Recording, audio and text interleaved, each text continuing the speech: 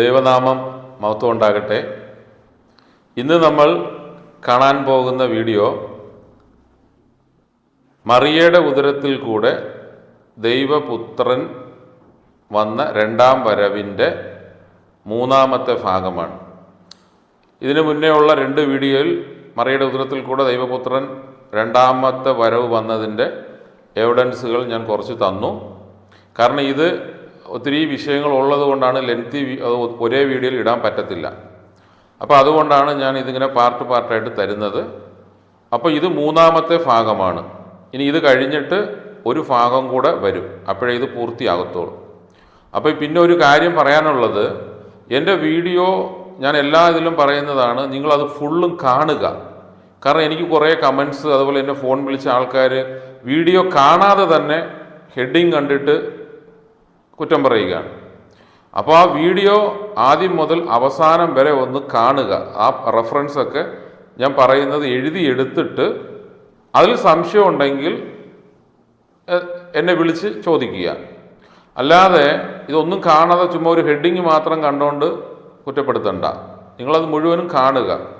അതുപോലെ തന്നെ പ്രാർത്ഥന സഹായമുള്ളവർ എന്നെ എപ്പോൾ വേണമെങ്കിലും വിളിക്കാം. കാരണം ഇപ്പം ഈ വീഡിയോ ഒക്കെ കണ്ടതിന് ശേഷം എന്നെ ഒത്തിരി പേര് വിളിക്കുന്നുണ്ട്. അതിലെനിക്ക് സന്തോഷമുണ്ട്. കാരണം ഇന്നൊക്കെ കുറഞ്ഞത് ഒരു 20-30 പേര് എന്നെ വിളിച്ചിട്ടുണ്ടായിരുന്നു. അവർക്ക് ആ കണ്ടവർക്കെല്ലാം അവർ പറഞ്ഞൊരു കാര്യം ഇതാണ്: ഇത്രയും കാലം ഞങ്ങൾ അറിയാതെ ഇരുന്ന കാര്യങ്ങൾ ബ്രദറിൽ കൂടെ ദൈവം സംസാരിക്കുന്നത് ഞങ്ങൾക്ക് സന്തോഷമുണ്ട്. ഇനിയും വീഡിയോ ഇതെല്ലാം ഇതുപോലെ തന്നെ തരണം എന്ന് അവർ പറയുന്നുണ്ട്. അപ്പം ഇതിൽ ഇത്രയും പേര് കണ്ടതിൽ കുറച്ച് ആൾക്കാർ കുറ്റം പറയുന്നു. എനിക്കതിൽ സങ്കടമൊന്നുമില്ല. എന്തായാലും ദൈവമാണല്ലോ എല്ലാവരെയും നടത്തുന്നത്. അപ്പോൾ അത് ആ രീതിയിൽ തന്നെ അങ്ങ് പോട്ടെ.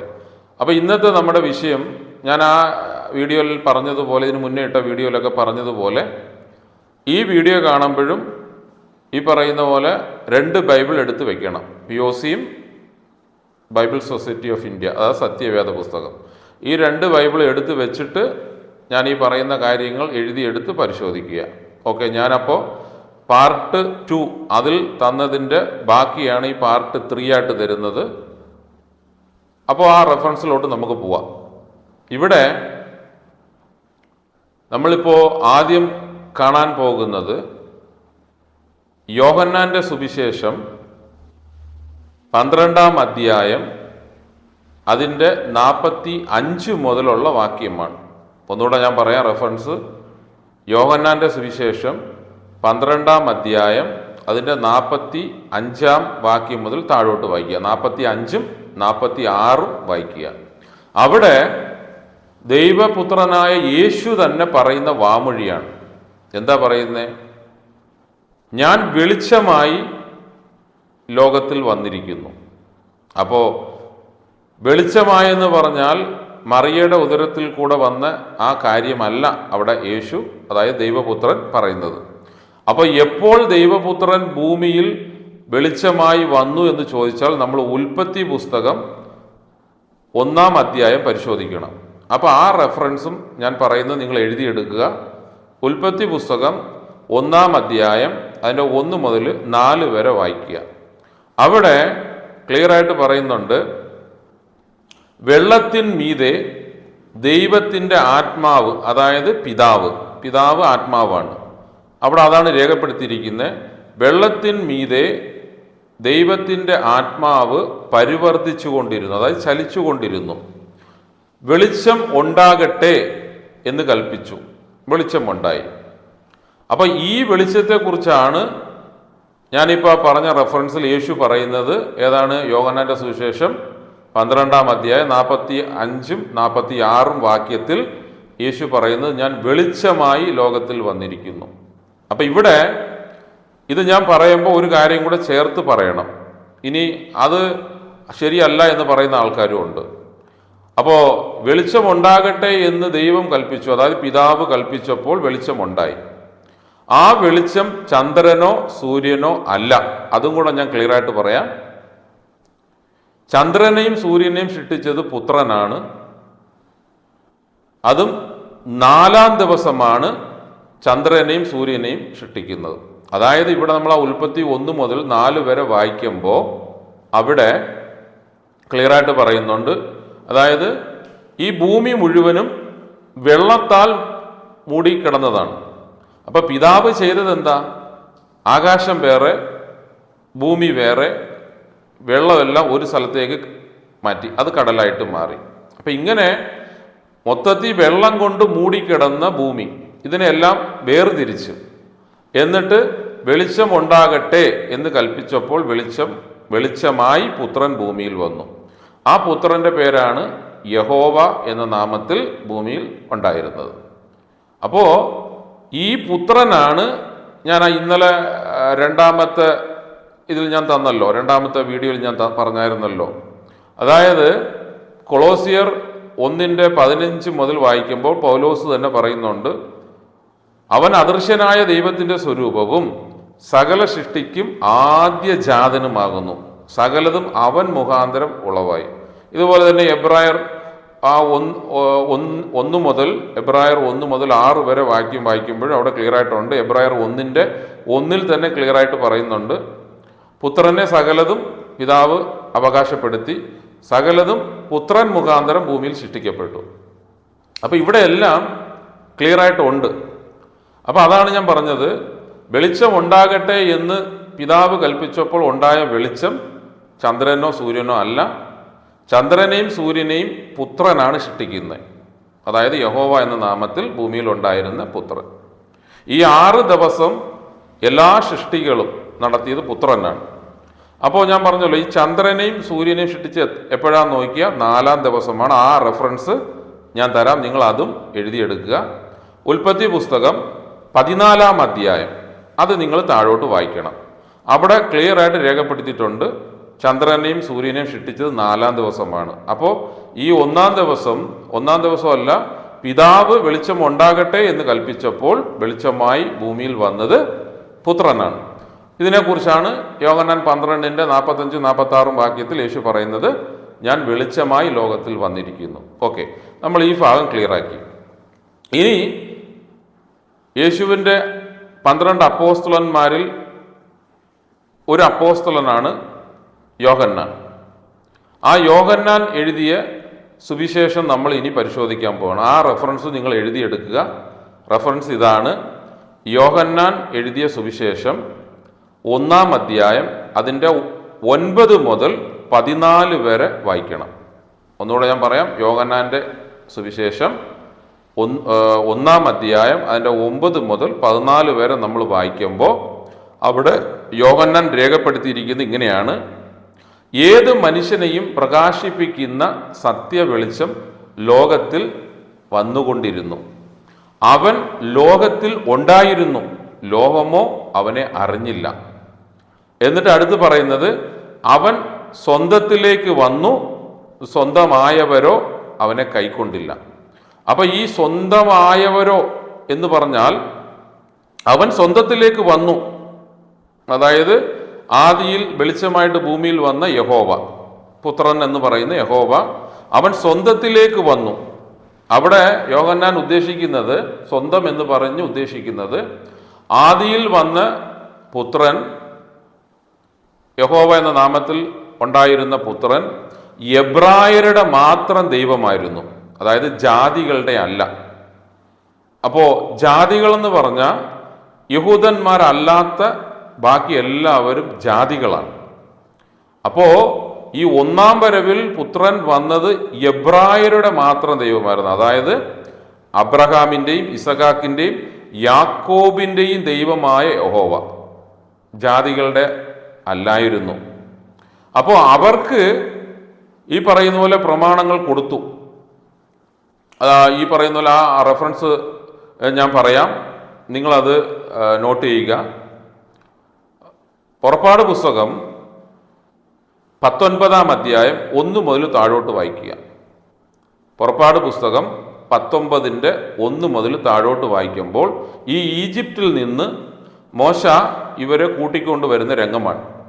അപ്പോൾ പർവ്വതത്തിൽ മോശയോട് കയറി വരാൻ പറഞ്ഞിട്ട് മോശയോട് ഈ പുത്രനായ യഹോവ പറയുന്നുണ്ട്, ഇവർക്ക് ഇതുവരെ ഒരു പ്രമാണം കാര്യങ്ങളും ഒന്നുമില്ല, കാരണം അവർ തോന്നിയ പോലെയാണ് ജീവിച്ചത്.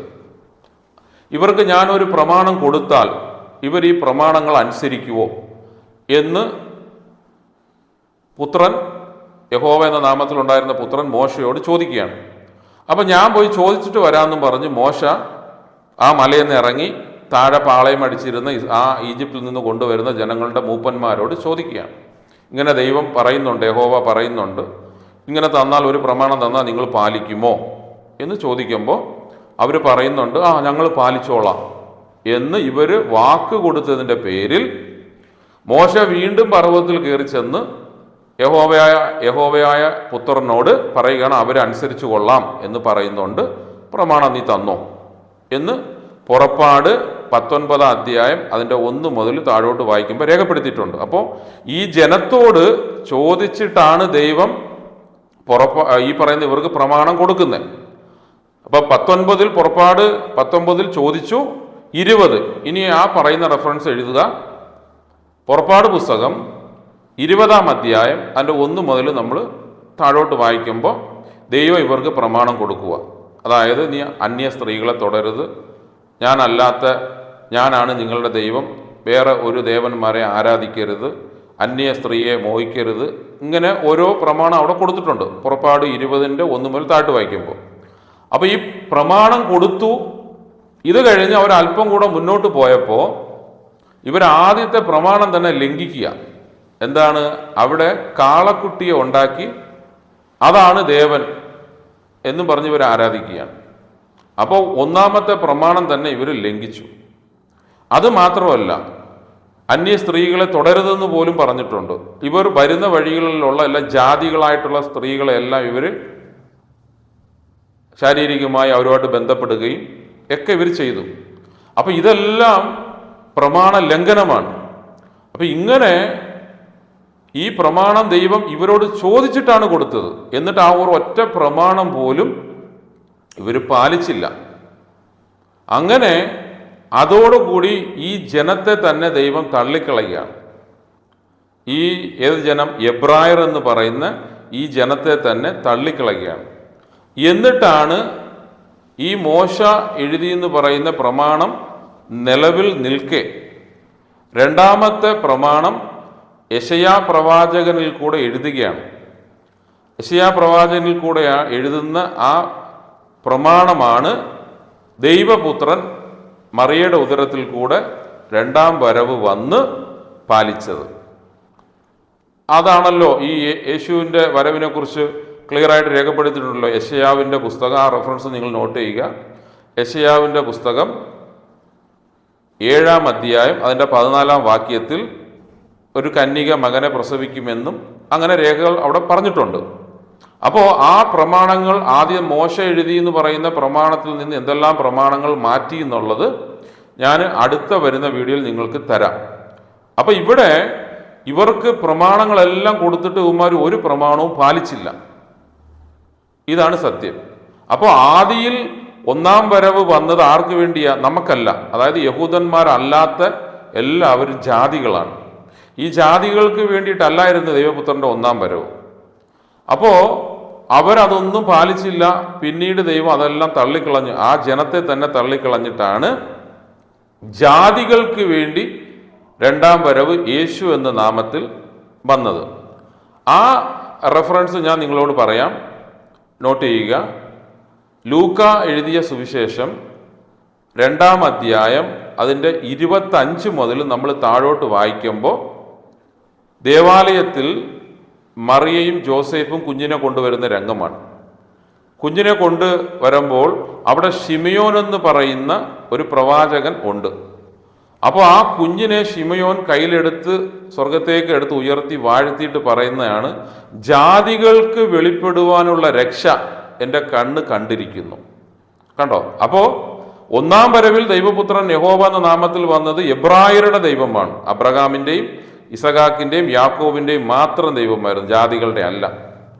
പിന്നീട് ഈ രണ്ടാം വരവ് വന്നത് യഹൂദന്മാരല്ലാത്ത ജാതികൾ, അതായത് നമുക്ക് ഈ വീഡിയോ കാണുന്ന എല്ലാവർക്കും, ഈ ലോകത്തിലുള്ള യഹൂദന്മാരല്ലാത്ത മറ്റുള്ള ജനങ്ങൾക്ക് വേണ്ടിയിട്ടാണ്.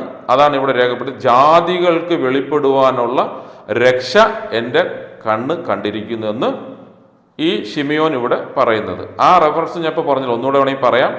ലൂക്ക എഴുതിയ സുവിശേഷം 2-ാം അധ്യായം അതിൻ്റെ 25 മുതൽ താഴോട്ട് വായിക്കുമ്പോൾ അത് രേഖപ്പെടുത്തിയിട്ടുണ്ട്. അപ്പോൾ ഇതിനെക്കുറിച്ചാണ് യോഹന്നാൻ നമ്മളിവിടെ ഇപ്പോൾ ആ യോഹന്നാൻ 1:9 മുതൽ നമ്മൾ വായിക്കുമ്പോൾ രേഖപ്പെടുത്തിയിരിക്കുന്നത്, അവൻ സ്വന്തത്തിലേക്ക് വന്നു, സ്വന്തമായവരോ അവനെ കൈക്കൊണ്ടില്ല. ഇത് ഇത്രയും 1-ാം വരവിൽ വന്ന പുത്രനെ കുറിച്ചാണ്. അടുത്ത് 2-ാം വരവിൽ വന്ന പുത്രനെ കുറിച്ചാണ് പറയുന്നത്, അവന്റെ നാമം കൈക്കൊണ്ട് വിശ്വസിച്ച ഏവർക്കും ദൈവമക്കളാകുവാൻ അവൻ അധികാരം കൊടുത്തു. അപ്പൊ ഇവിടെ ഈ ഭാഗം 2 കാലഘട്ടത്തിൽ വന്ന 2 പേരിൽ വന്ന പുത്രനെ കുറിച്ചാണ് ഇവിടെ യോഹന്നാൻ എഴുതിയിരിക്കുന്നത്. ഇത് ചില ശുശ്രൂഷകന്മാർ പഠിപ്പിക്കുന്നത് അവന്റെ നാമം വിശ്വസിച്ചവർക്ക് ദൈവമക്കളാകുവാൻ അധികാരം കൊടുത്തു. അത് ഈ പറയുന്ന പോലെ ഈ 2 ഒന്ന് തന്നെയാണ്. മേളിൽ പറഞ്ഞതും താഴെ പറഞ്ഞതും ഒന്ന് തന്നെയാണ്. അങ്ങനെയല്ല. അതാണ് അവിടെ യോഹന്നാൻ ക്ലിയറായിട്ട് പറയുന്നത്, അവൻ സ്വന്തത്തിലേക്ക് വന്നു, സ്വന്തമായവരോ കൈക്കൊണ്ടില്ല. എബ്രായർക്ക് വേണ്ടി വന്നു, കൈക്കൊണ്ടില്ല. പിന്നീട് അവൻ ജാതികൾക്ക് വേണ്ടി വന്നു. അതാണ് അവന്റെ നാമം വിശ്വസിച്ച് കൈക്കൊണ്ട ഏവർക്കും ദൈവമക്കളാകുവാൻ അവൻ അധികാരം കൊടുത്തു. ആർക്കാ? ജാതികൾക്ക്, യഹൂദന്മാരല്ലാത്തവർക്ക്. എന്നിട്ട് അതിൻ്റെ താഴെ അടുത്ത വാക്യം നമ്മൾ വായിക്കുമ്പോൾ അവിടെ രേഖപ്പെടുത്തിയിരിക്കുന്ന ഇങ്ങനെയാണ്, അവർ ഒരാളെ കുറിച്ചല്ല. പക്ഷേ ശുശ്രൂഷകന്മാരെല്ലാം തെറ്റിച്ചാണ് പഠിപ്പിക്കുന്നത്. അവിടെ ഒരാളാണെങ്കിൽ അവൻ എന്നേ വരത്തുള്ളൂ. അവിടെ കൊടുത്തിരിക്കുന്ന അവർ ഒന്നിലധികം 2 പേരാണ്. ഈ 2 വരവിനെ കുറിച്ചാണ് ഞാനിപ്പോൾ മേളിൽ പറഞ്ഞതുപോലെ 2 വരവിൽ, അതായത് യഹോവ എന്ന നാമത്തിൽ വന്നപ്പോഴും യേശു എന്ന നാമത്തിൽ ജാതികൾക്ക് വേണ്ടി വന്നതിനെ കുറിച്ചാണ് അവിടെ യോഹന്നാൻ പറയുന്നത്. അവർ രക്തത്തിൽ നിന്നല്ല, പുരുഷന്റെ ഇഷ്ടത്താലുമല്ല, ജഡത്തിന്റെ ഇഷ്ടത്താലുമല്ല, ദൈവത്തിൽ നിന്നത്രേ ജനിച്ചത്. അപ്പോൾ ഈ ഭാഗം നിങ്ങൾ ക്ലിയർ ആയിട്ട് പരിശോധിക്കണം. യോഹന്നാൻ എഴുതിയ സുവിശേഷം 1-ാം അധ്യായം അതിൻ്റെ 9 മുതൽ വായിക്കണം. അപ്പൊ വെളിച്ചമായിട്ട് ഉൽപ്പത്തി പുസ്തകത്തിൽ മുതൽ നമ്മൾ വന്ന ആ രംഗം ഇവിടെ യോഹന്നാൻ പറഞ്ഞതാണ്. അവൻ വെളിച്ചമായി വന്നു, അവൻ ഏത് മനുഷ്യനെയും പ്രകാശിപ്പിക്കുന്ന സത്യ വെളിച്ചം ഭൂമിയിൽ വന്നു. അത് ലോകത്തിൽ ഉണ്ടായിരുന്നു, ലോകമോ അവനെ അറിഞ്ഞില്ല. അതാ പറഞ്ഞത്, ഈ പറയുന്ന പോലെ ഈ പഴയ നിയമങ്ങളൊക്കെ വായിക്കുമ്പോൾ യഹോവ യഹോവ എന്ന് പറയുന്നത് പുത്രനാണെന്നറിയാതെ പിതാവാണെന്ന് വിളിച്ചു. അതാണ് അവിടെ പറയുന്നത്. അവൻ ലോകത്തിൽ ഉണ്ടായിരുന്നു, അവനെ ആരും അറിഞ്ഞില്ല. അപ്പൊ ഇവിടെ സ്വന്തത്തിലേക്ക് വന്നു എന്ന് പറയുന്നത് 1-ാം വരവ്, എബ്രായർക്ക് വേണ്ടി വന്നു. ജാതികൾക്ക് വേണ്ടി വന്നത് 2-ാം വരവ്. അപ്പോൾ ഒന്ന് ക്ലിയർ ആയിട്ട് ആ യോഹന്നാൻ 1:9 മുതൽ 14 വരെ നിങ്ങൾ വായിക്കുക. അവർ ഈ 2 വരവ് വന്നപ്പോൾ ആ 2 വരവിൽ വന്നതിനെ കുറിച്ചാണ് പറയുന്നത്. അവർ രക്തത്തിൽ നിന്നല്ല, പുരുഷന്റെ ഇഷ്ടത്താലുമല്ല, ജഡത്തിന്റെ ഇഷ്ടത്താലുമല്ല, ദൈവത്തിൽ നിന്നത്രേ ജനിച്ചത് എന്ന് ക്ലിയർ ആയിട്ട് യോഹന്നാൻ ഇവിടെ രേഖപ്പെടുത്തിയിട്ടുണ്ട്. അപ്പോൾ ഇതിൻ്റെ അടുത്ത ഭാഗം, ഇതിപ്പോ ഈ പറയുന്ന മറിയയുടെ ഉദരത്തിൽ കൂടെ ദൈവപുത്രന്റെ 2-ാം വരവിന്റെ 3-ാമത്തെ ഭാഗമാണ് ഞാൻ ഇപ്പോൾ ഈ തരുന്ന വീഡിയോ. ഇനി ഒരു വീഡിയോയും കൂടെ, ഇനി 4-ാമത്തെ ഭാഗം കൂടെ വരും. ഇതിലും കാര്യങ്ങൾ നിങ്ങൾക്ക് കുറച്ചുകൂടെ ക്ലിയർ ആയിട്ട് ഞാൻ നിങ്ങൾക്ക് തരാം. അപ്പോൾ ആ ഇനി ഒരു 4-ാമത്തെ ഭാഗം വരുമ്പോൾ ഈ നമുക്കുടെ ഈ ടോപ്പിക്ക്, അതായത് മറിയയുടെ ഉദരത്തിൽ കൂടെ ദൈവപുത്രൻ 2-ാം വരവ് വന്നതിൻ്റെ ടോപ്പിക്ക് തീരും. അത് കഴിഞ്ഞ് ഇതിലും വലിയ കാര്യങ്ങൾ ഇങ്ങനെ ഈ ചാനലിൽ കൂടെ നിങ്ങൾക്ക് പഠിക്കാൻ പറ്റും. അപ്പോൾ എനിക്കിവിടെ പറയാനുള്ളത്, ഈ എൻ്റെ വീഡിയോ മുഴുവനും കാണുക, ആദ്യം മുതൽ അവസാനം വരെ കണ്ട് ആ പറയുന്ന റെഫറൻസുകൾ എഴുതിയെടുക്കുക. എഴുതിയെടുത്തിട്ടേ നിങ്ങൾ അഭിപ്രായം പറയാവൂ. അല്ലാതെ ഈ ഹെഡിങ് കണ്ടുകൊണ്ട് ഉടനെ നിങ്ങൾ ഒന്നും പറയരുത്. പിന്നെ എനിക്ക് പറയാനുള്ളത്, ഇന്ന് ക്രിസ്ത്യാനികളായിട്ടുള്ള എല്ലാവരും ഇത് വിശുദ്ധ ഗ്രന്ഥമാണ്, ഇതിൽ എല്ലാം പരിശുദ്ധാത്മാവിൻ്റെ നിയോഗത്താൽ എഴുതപ്പെട്ടു എന്ന് ഈ ക്രിസ്ത്യാനികളിലുള്ള ശുശ്രൂഷകർ പഠിപ്പിക്കുന്നുണ്ട്. പക്ഷേ ഇന്ന് ഞാൻ ഇത്രയും ക്ലിയർ ആയിട്ട് എല്ലാ റെഫറൻസുകളും തന്നിട്ട് പോലും ഇതൊന്നും അവരെ കൊണ്ട് അംഗീകരിക്കാൻ പറ്റുന്നില്ല. പിന്നെ ഇവർക്ക് ക്രിസ്തുവായിട്ട് എന്ത് ബന്ധം? ആ യേശുവിൻ്റെ വാമൊഴി പോലും, ഈ പറയുന്ന അല്ലെങ്കിൽ അപ്പോസ്തലന്മാരുടെ വാമൊഴികൾ പോലും ഇവർക്ക് അംഗീകരിക്കാൻ പറ്റുന്നില്ല എങ്കിൽ ഇവർ പിന്നെ ആരുടെ ശുശ്രൂഷകന്മാരാ? ഇവിടെ ഒരു കാര്യം ഞാൻ ക്ലിയറായിട്ട് പറയാം. ഈ വീഡിയോ കാണുന്ന എല്ലാവരോടും എനിക്കൊരു സ്നേഹമുണ്ട്. കാരണം എനിക്ക് ഈ പറയുന്ന പോലെ ആരോടും വെറുപ്പോ ഒന്നും തന്നെ ഇല്ല.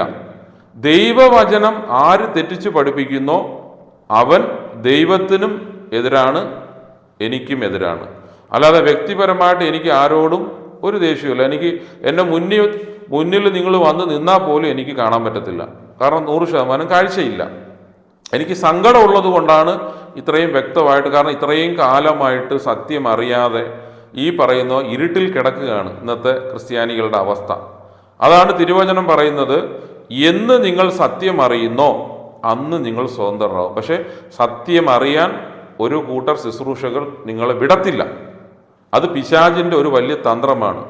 എൻ്റെ ഈ ചാനൽ ഞാൻ വീണ്ടും പറയുക, നിങ്ങൾക്ക് ഞാൻ പറയുന്നത് സത്യമാണ് എന്നുള്ളവർ എൻ്റെ ചാനൽ നിങ്ങൾ അംഗീകരിക്കുക, അത് ബെൽ ബട്ടൺ അമക്കുക, അതുപോലെ തന്നെ ആ സബ്സ്ക്രൈബ് ചെയ്യുക. ഈ വീഡിയോ കാണുന്ന എല്ലാവരെയും ദൈവം സമൃദ്ധിയോടെ അനുഗ്രഹിക്കട്ടെ. ആമേൻ.